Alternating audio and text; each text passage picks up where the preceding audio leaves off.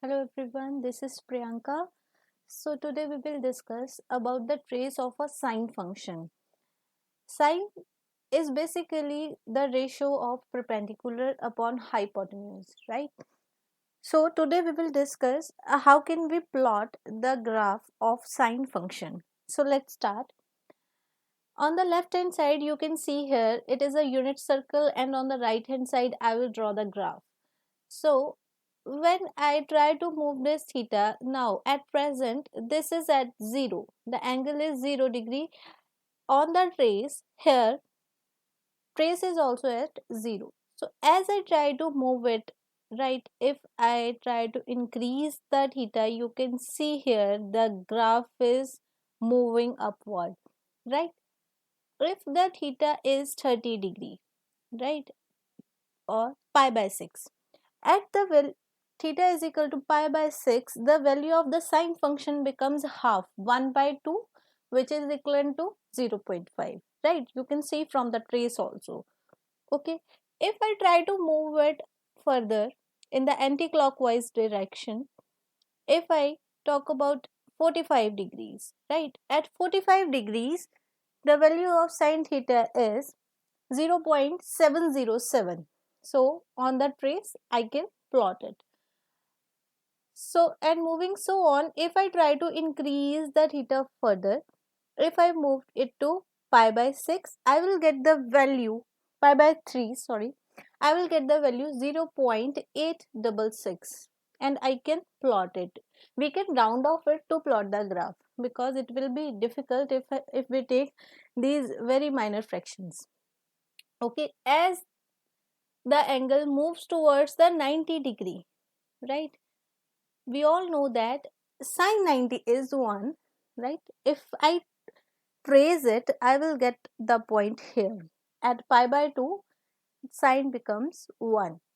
So moving further, if I try to move it towards negative x-axis, right?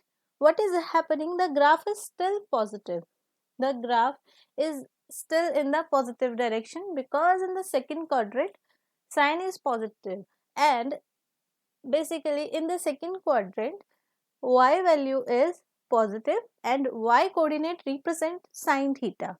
That's why we take it as positive. So as it is moving at 2 pi by 3, the value of the function will again 0.866. It is a mirror image of the value of the function at pi by 3. Similarly, it will be same at 2 pi by 3. As we move on further toward 3 pi by 4, we will get the value of the graph is 0.707.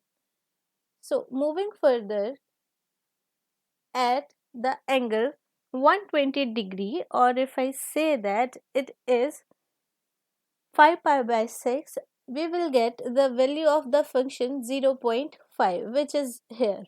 You can see on the trace, right? At pi, sine pi is again 0. The curve becomes 0 here at theta is equal to pi. Now again let us try to move it to the third quadrant. What happens with the function? Let's see. If I move it further towards the negative direction of y-axis, if it moves, we will see that the graph is moving in the downward direction, in the negative direction of y. Why? Because y coordinate represents sine theta, and sine theta in the third quadrant is negative. Therefore the graph is moving towards the negative, right? So as we move on further, we can see that the theta again increased, right?